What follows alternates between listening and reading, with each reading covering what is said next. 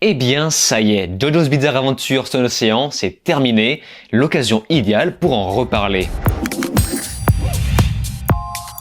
Salut à tous, c'est Vince sur Plottime, on se retrouve une nouvelle fois pour parler de la 5e saison de JoJo's Bizarre Adventure du nom de Stone Ocean, série animée de David Productions. Alors j'insiste avec le reparler car ce n'est pas la première fois que je fais une vidéo sur ce même sujet, et pour ce je vous renvoie, si vous ne l'avez pas vu, sur cette même vidéo en lien en annotation, car je donne brièvement mon avis sur les premières saisons de JoJo. Mais pour rappel, pour faire très simple, je trouvais la série très classique à la base, jusqu'à l'arrivée de Stardust Crusaders qui a été pour moi une véritable révélation. C'est fort, drôle, dynamique, émouvant, et après avoir sorti ma vidéo dessus, je me suis rendu compte par le biais de vos commentaires que ce n'est absolument pas la saison préférée des fans, et c'est pourquoi je me demande si je devrais pas tout simplement revoir la saison 3 et 4 pour me refaire un nouvel avis à tête reposée. Bref, dans tous les cas, ici, nous allons nous concentrer sur la 5e saison, centrée sur le 6e arc du manga, Stone Ocean. Parce que oui, je le rappelle, mais la première saison avait déjà compilé les 2 premiers arcs. Et durant mes recherches, avant de préparer cette nouvelle vidéo, je me suis rendu compte qu'il y avait en fait une petite polémique par rapport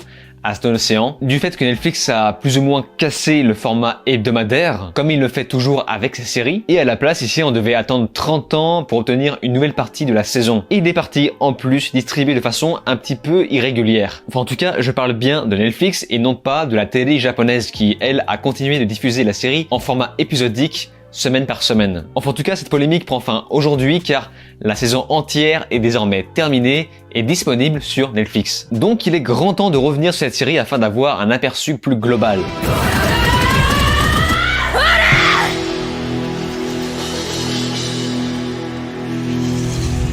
Alors que Jolene Kujo est emprisonnée pour un meurtre qu'elle n'a pas commis, elle découvre son stand par une pierre transmise par son père Jotaro. Elle va donc devoir apprendre à utiliser ses nouveaux pouvoirs pour s'enfuir, pendant qu'une nouvelle menace se lève, anciennement fidèle à Dio. Suite à un enchaînement de péripéties, elle va devoir trouver une solution pour sauver son père, et ce en collaborant avec différents partenaires. Alors c'est compliqué de pitcher Stone Ocean de façon plus structurée, car comme toutes les saisons, l'aventure sera entrecoupée de beaucoup d'éléments annexes liés au fil rouge. On va donc sortir du contexte de la prison extrêmement tard, si ce n'est à partir de la seconde moitié, puisqu'avant ça on sera beaucoup plus penché sur un format du style huis clos. Mais la force de Stone Ocean, c'est que ça reste malgré tout de l'aventure. C'est fou, hein? Alors souvenez-vous, dans ma première vidéo consacrée au même sujet, j'avais dit que les saisons précédentes m'avaient déçu, car un peu moins drôle. Ce à quoi on m'a répondu dans les commentaires que JoJo n'a jamais été pensé pour être drôle. Bah, alors là, je suis pas du tout d'accord. Par contre, là, on va se mettre d'accord, c'est que c'est clairement pensé pour être de l'action, et pour le coup, Stone Ocean ne rate rien, mais s'il ne faut s'attendre à rien d'autre. Certes, il y a des péripéties, des retournements de situation, ainsi qu'un bon développement de personnages, mais il faut, selon moi, regarder Stone Ocean essentiellement pour ses scènes de stratégie de combat. J'en profite aussi pour dire que je me souviens que certains commentaires de ma vidéo précédente m'avaient mis en garde sur le fait que si l'absurdité, la complexité des pouvoirs des précédentes saisons m'avait fait chauffer la cervelle, je ne suis apparemment clairement pas prêt pour sa suite Stone Ocean. Et alors là, ça va vous surprendre, mais en fait si, Stone Ocean m'a paru plus clair sur l'utilisation des stands. En fait, ce qui est compliqué à comprendre, c'est plus les stratégies de combat. La différence dans les saisons 2 et 3, c'est que je ne comprenais pas certains stands. Je ne sais pas si je suis clair. Bon, même si j'avoue que la dernière partie de Stone Ocean commence doucement à faire chauffer nos méninges. Et sans surprise, chaque personnage a son caractère, ses pouvoirs, son histoire, même si certains mettent énormément de temps à se dévoiler enfin, mais franchement, croyez-moi, ça vaut vraiment le coup d'arriver jusqu'au bout pour ça. Notamment du côté des antagonistes de cet arc qui ont été une surprise. Je pense surtout auprès de Pochi, surtout lorsqu'on découvre ses origines. Et plus on s'approche de la fin de Stone Ocean,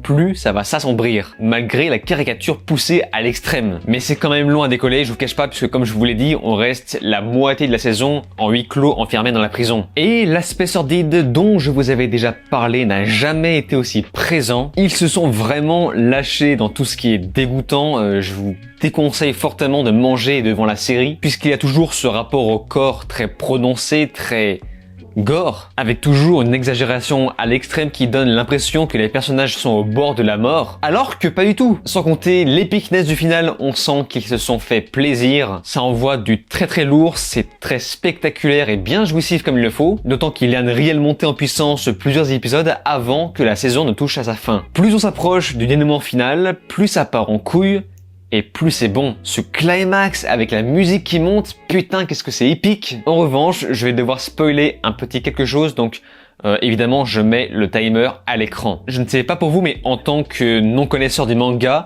j'étais un peu surpris par cette fin. Bon, évidemment, on a eu le retour légendaire de Jotaro, puis pour résumer brièvement, une sorte de changement de dimension, nous montrant que malgré ce changement de temps extrême, eh bien, les personnages qui se ressemblent beaucoup ont fini par se rassembler quand même, avec une autre identité et pourquoi pas une autre personnalité. Donc jusqu'ici, ok, pourquoi pas, mais ce qui m'a surpris, c'est qu'ils ont décidé de finir la saison sur ça, et une saison, ça représente une histoire entière, donc il n'y aura pas de suite direct. Et c'est pourquoi là j'ai fait rappel aux connaisseurs, qu'est-ce qui se passe vraiment après Stone Ocean? Est-ce que les autres arcs du manga sont une suite directe? Parce que je me suis dit, ah c'est fini là? On ne peut pas finir comme ça. Il n'y a jamais eu un aussi gros bouleversement dans l'univers. Donc c'est pourquoi là je me pose vraiment la question, est-ce que la suite sera connectée directement à cette fin? Bref, fin des spoilers, côté doublage, comme d'habitude je regarde en VO les animés japonais, mais il m'est arrivé de regarder quelques épisodes en VF pour vérifier et j'étais plutôt surpris. La VF est relativement qualitative. Autrement, c'est toujours très chic visuellement, même s'il y a parfois un peu de brouillon sur certaines séquences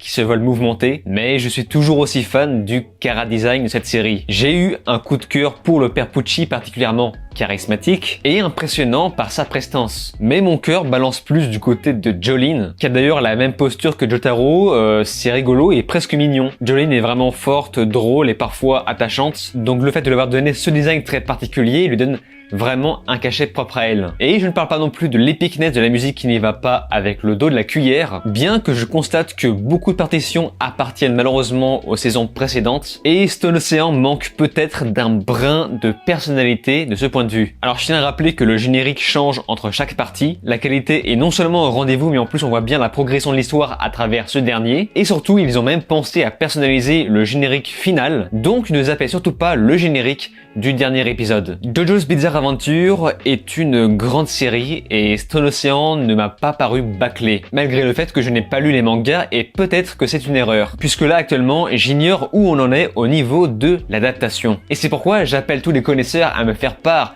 de votre avis sur ce sujet dans les commentaires. Mais pour l'heure, je vais dire un truc interdit, vraiment accrochez-vous, c'est interdit.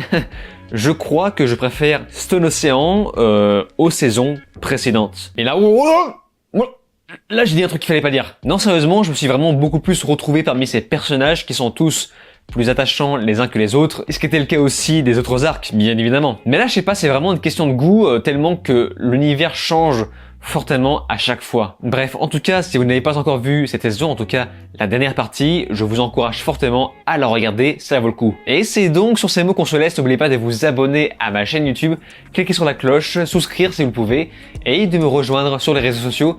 Je vous dis alors ciao et à la prochaine.